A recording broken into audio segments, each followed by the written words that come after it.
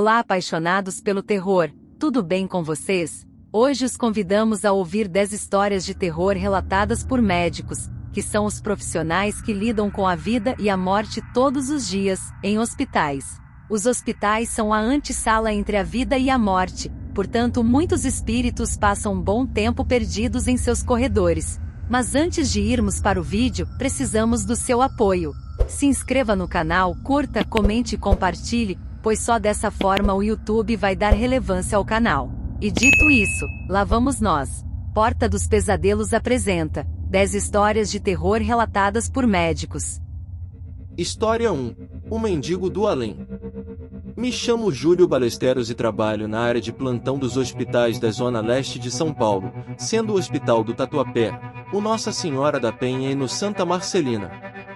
Prefiro os plantões noturnos, pois sinto que o tempo passa mais rápido, a dinâmica é mais ágil e os casos são mais interessantes. Sou médico cirurgião e tento racionalizar todas as coisas que acontecem. Mas evidentemente há algo mais.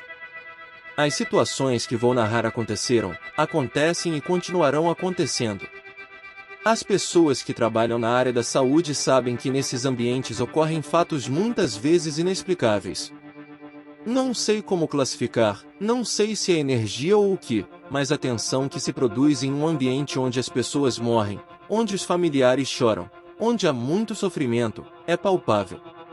Sente-se a atmosfera carregada e leva um tempo até que tudo se normalize. Em uma ocasião, deitei e dormi durante o intervalo de um plantão até que ouvi um som. Alguém estava chamando a enfermeira.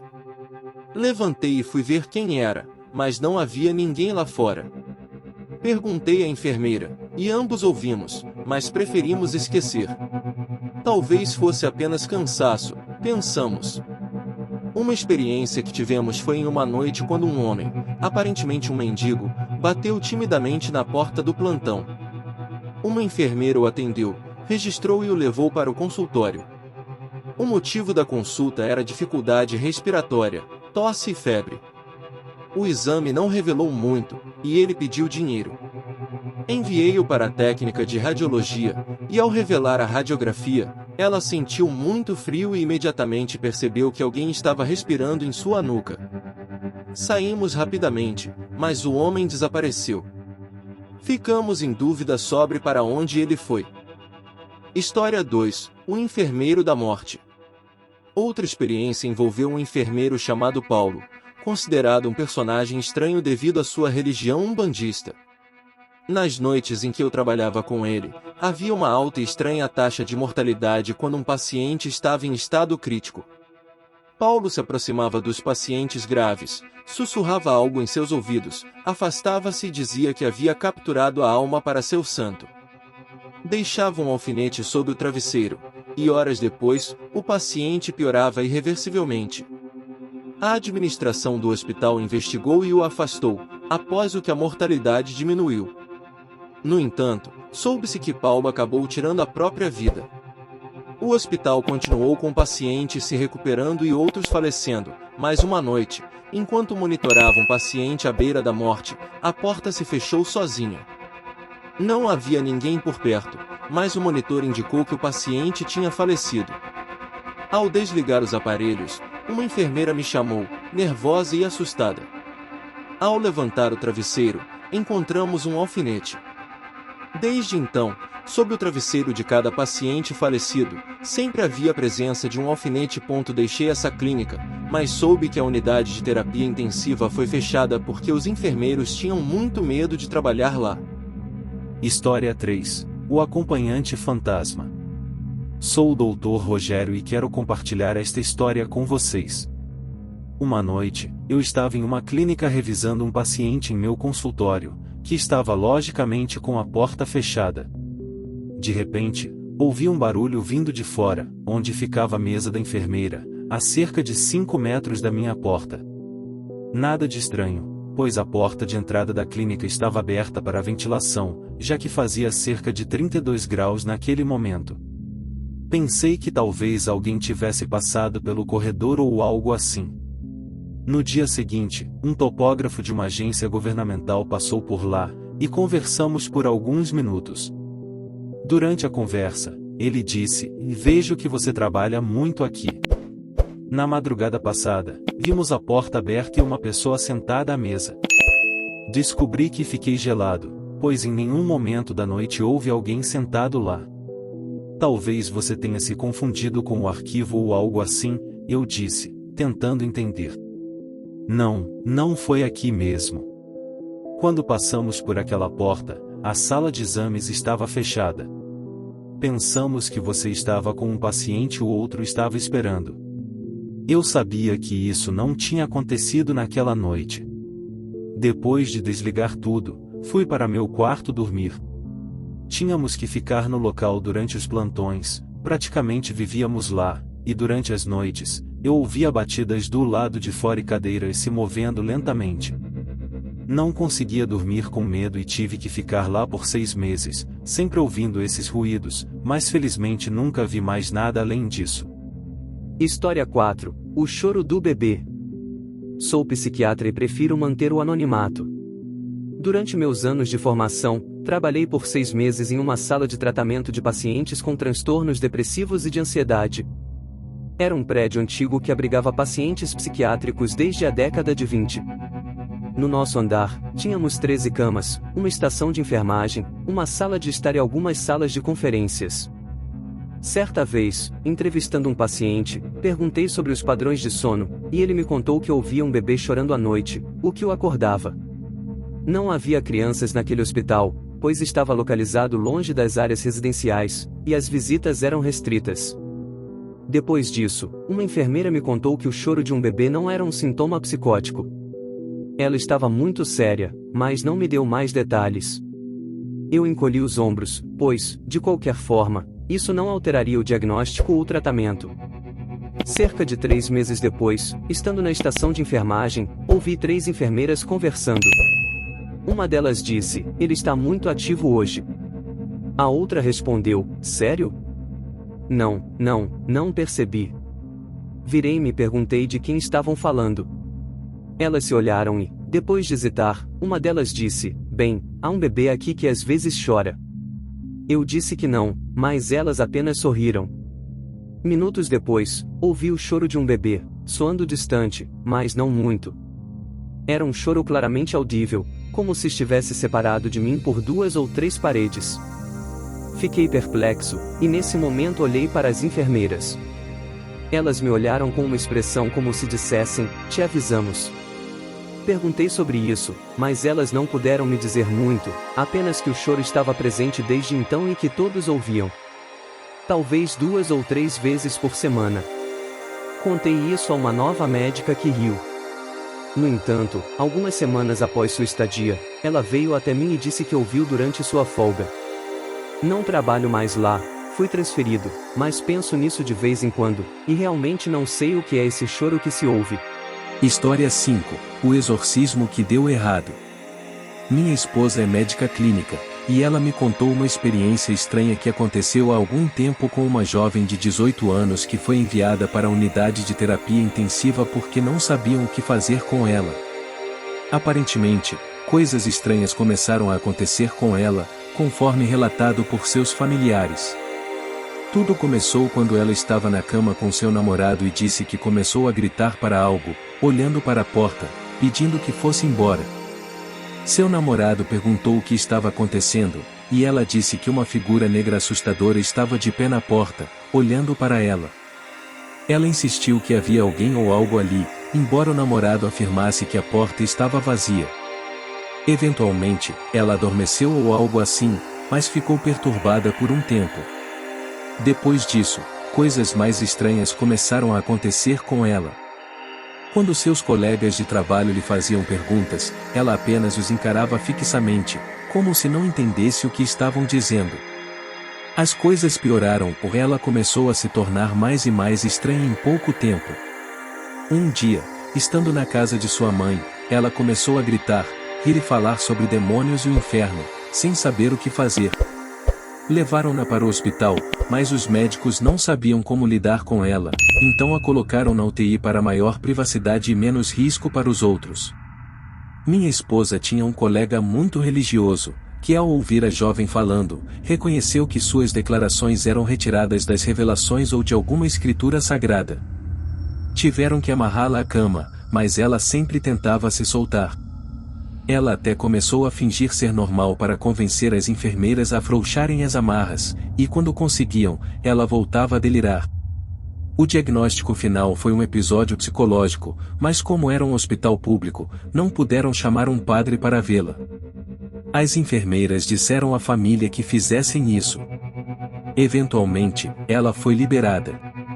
Não sei em que condição, mas a família conseguiu levá-la para a igreja. Pelo que sei, ela acabou falecendo em um ritual de exorcismo e o caso ficou muito famoso, virando roteiro de um filme. Essa foi uma das muitas histórias que minha esposa compartilhou comigo sobre coisas que aconteceram em um hospital. História 6. O espírito do queimado. Sou médico de hospital no Nipo brasileiro, e tenho uma experiência para contar. Envolve a grande unidade de queimados do hospital. Um homem foi admitido lá por vários meses, com cerca de 75% do corpo queimado. Todos os dias, suas queimaduras precisavam ser lavadas, e ele ia para a cirurgia a cada poucos dias para enxertos. Era uma situação horrível e não algo do qual eu quisesse fazer parte. Esse homem eventualmente faleceu após meses dessa tortura. No entanto, pouco tempo depois, coisas estranhas começaram a acontecer naquela unidade, que eu mesmo presenciei. As luzes se apagavam e acendiam sozinhas, a televisão começava a funcionar em volume máximo sem poder ser desligada, o telefone tocava e, ao atendê-lo, só se ouvia um som estático do outro lado. Além disso, os enfermeiros relataram que, ao entrarem naquela unidade, ouviam seus nomes sendo chamados. Cada paciente naquela sala dizia ter visto um homem caminhando nas noites. A situação ficou tão ruim que os administradores do hospital chamaram um padre para limpar a sala. Uma cerimônia foi realizada, e incrivelmente, depois disso, nunca mais ocorreu nada estranho. História 7. A aparição. A seguinte experiência foi a que mais me assustou trabalhando em um hospital diferente, que era um antigo hospital que foi ampliado e algumas salas foram refeitas. Uma noite, fui dormir na sala de plantão, que antes era a sala de cuidados intensivos. Estava lá, cochilando na cadeira, por volta das 5 da manhã. Às vezes, as enfermeiras apareciam na porta, então eu a bloqueei com um cesto de lixo para que não me incomodassem. Estava quase dormindo quando ouvi de repente a porta começar a se abrir e pude ouvir alguém entrando. Pensei que fosse meu colega, mas ele supostamente estava me substituindo por alguma razão, e era uma mulher. No entanto, ouvi essa pessoa começar a andar na minha direção. Fingi estar dormindo, depois percebi que ela começou a se inclinar em minha direção, e eu ouvi um som tão perturbador que me sacudi para acordar. Ao olhar ao meu redor, não vi ninguém. O que mais me assustou foi que, ao acender as luzes, vi que a porta estava, como eu disse, completamente fechada, e o cesto de lixo estava no lugar. Nunca mais dormi lá. História 8. O acompanhante do além.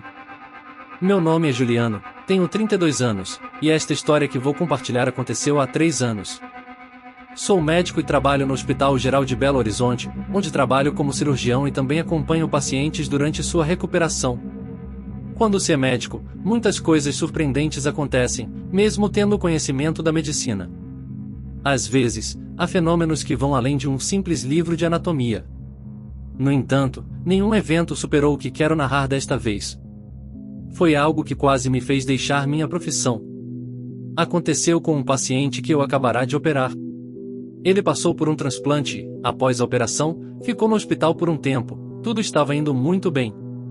No entanto, ele apresentou alguns sintomas, seu sistema imunológico estava fraco, e ele acabou contraindo uma infecção. Poucos dias depois, estávamos lutando para salvar sua vida. Esse homem tinha se recuperado muito bem da cirurgia, mas aparentemente, o pior ainda estava por vir.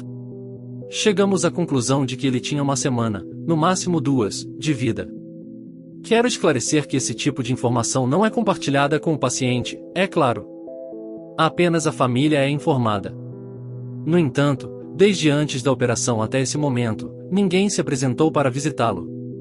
Assim, mantivemos essa informação em silêncio. No entanto, a partir dessa situação, percebemos que um homem começou a visitá-lo com frequência. Ele passava horas sentado ao lado dele e, antes de sair, sempre me perguntava como estava a saúde do paciente. Eu hesitava em contar sobre seu estado, até que, em uma dessas visitas, perguntei sobre a relação deles, já que não pareciam ser parentes, pois esse homem tinha uma cor de pele diferente da dele. Ele me disse que não eram parentes, apenas velhos amigos. Nos dias seguintes, em uma conversa com o paciente, perguntei se ele estava aproveitando a visita do amigo. Antes que eu terminasse de falar, ele segurou minha mão com força e pediu minha ajuda. Ele disse que estava vendo um fantasma no quarto e que, assim que viu a aparição, soube que não teria muito tempo de vida. Depois de me dizer isso, o homem começou a chorar, pedindo desesperadamente para que eu o salvasse. Naquele momento, eu não soube o que dizer, fiquei atônito, mas não tive escolha a não ser honesto com ele. Disse que não havia muito a ser feito, pois ele havia contraído uma infecção hospitalar que estava afetando o seu interior. Após essas palavras, saí do quarto, pois não conseguia ficar lá.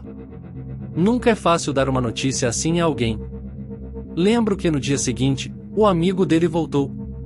Antes de entrar, pedi para conversarmos, e foi aí que me abri com ele sobre a situação do paciente. Além disso, perguntei se o amigo dele havia mencionado algo sobre ter visto um suposto fantasma. Ele confirmou e disse que conhecia a história, sabia do que se tratava, mas que não podia me contar porque apenas o paciente podia dar detalhes sobre essas aparições. Depois disso, o liberei para visitar o paciente e agradeci por sua ajuda. No entanto, antes de entrar no quarto, ele se virou para mim e disse que estava ali apenas para cumprir um acordo que havia feito com seu amigo. Assim que esse homem se foi, entrei no quarto e conversei com o meu paciente. Pedi para ele me contar sobre esse fantasma que ele estava vendo e se eu deveria me preocupar ou não. Ele me disse que não havia com o que se preocupar e que ele já estava aceitando o fato de que sua hora estava chegando. Isso me confundiu, então perguntei como ele estava tão certo de que iria morrer. Ele me contou que o fantasma era seu amigo. Há alguns anos, saímos para beber e, voltando pela estrada, sofremos um grave acidente. Eu tive algumas feridas, mas não eram tão graves quanto as dele. Estávamos em uma motocicleta. Antes que a ambulância chegasse, ele me disse que, da mesma forma como eu estava lá no momento de sua morte, ele também estaria comigo no momento em que chegasse a minha vez. Depois que ele me disse isso, meu coração deu uma reviravolta. O pouco que consegui dizer foi perguntar se esse amigo aparecia com frequência, e ele disse que começou a visitá-lo nos últimos dias. Naquele momento, eu estava tremendo, conectando tudo o que estava acontecendo. Perguntei como esse amigo se parecia, e ele respondeu que tinha uma pele caucasiana. Durante esses minutos, percebi que o monitor de batimentos cardíacos estava diminuindo aos poucos. Imediatamente saí e chamei as enfermeiras. Tentamos reanimá-lo, mas não conseguimos. Meu paciente morreu naquele dia. No entanto, enquanto empurravam a maca para fora do quarto e nos afastamos pelo corredor, olhei por um momento para seu quarto e na esquina, notei a presença do amigo, exatamente como ele havia prometido. Depois dessa experiência, sempre me arrepio ao pensar que, enquanto conversava com meu paciente durante suas últimas horas, não estávamos sozinhos. História 9. A Clínica Assombrada de Porto Alegre. Gostaria de compartilhar uma história sobre um evento que aconteceu comigo há cerca de 4 anos. Quero que seja anônimo. Sou médico e atualmente trabalho exclusivamente em uma clínica de reabilitação de um dos hospitais mais prestigiados de Porto Alegre. Algumas coisas estranhas aconteceram desde que comecei a trabalhar lá. Entramos às 7 da manhã, e foi nesse horário que a clínica, localizada no 2º andar, foi aberta. Uma manhã, cheguei 15 minutos antes da abertura. Como ainda não estava aberta, decidi não esperar pelos outros e abri eu mesmo. Liguei as luzes e a TV da sala de espera, depois fui ao banheiro para lavar as mãos. No entanto, enquanto caminhava, ouvi uma voz feminina muito baixa me dizendo bom dia. Eu ignorei, mas depois de cerca de 5 minutos, comecei a analisar o que havia ouvido e percebi que estava nervoso. A recepcionista chegou depois disso. Outra experiência que tive foi quando fiquei com uma colega durante o turno da tarde, até às 9 da noite. Era por volta das 8h30, e um paciente ainda não havia terminado seus exercícios. Comecei a explicar novamente, algo normal para quem está se recuperando, e o paciente estava na minha frente. No entanto, atrás dele, ao longe, era possível ver uma cabine com uma cortina, deixando cerca de 40 centímetros do chão descobertos. Quando olhei naquela direção, vi claramente como se alguém, vestido de branco com uma espécie de bata ou saia longa, estivesse passeando de um lado para o outro. Parecia atravessar as paredes dentro da cabine. O paciente era o último, não havia mais nenhum paciente além dele. Não disse nada até dias depois. Naquela clínica, meus colegas e eu experimentamos muitas coisas. História 10. Mistérios no Hugo.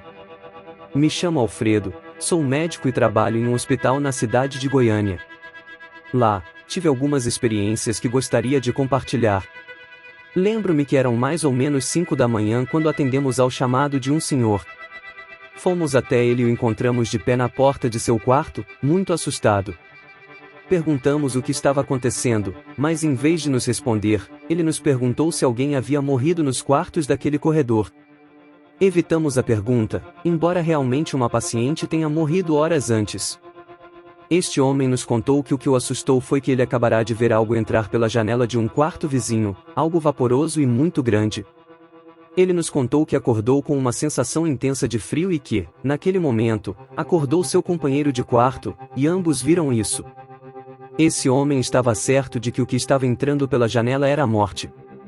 Ele pensava que talvez a morte o tivesse confundido e o levasse por engano. Essa foi a razão pela qual nos chamou. Ele queria que o mudássemos de quarto para evitar que essa entidade se enganasse e o levasse também. A paciente que morreu o fez por volta das 3h33 da manhã, em um quarto do mesmo andar. Era uma paciente em estado terminal, então não foi necessário correr com carrinhos de reanimação ou ter toda a situação de um momento de reanimação, já que ela era uma paciente cujo falecimento era esperado. Simplesmente aguardávamos o desfecho. Não houve nenhum tipo de barulho ou movimento que indicasse que algo estava acontecendo no andar. A verdade é que fiquei chocado com a descrição daquele homem. Ele estava perfeitamente bem, apenas se recuperando de uma operação simples. Estava muito bem.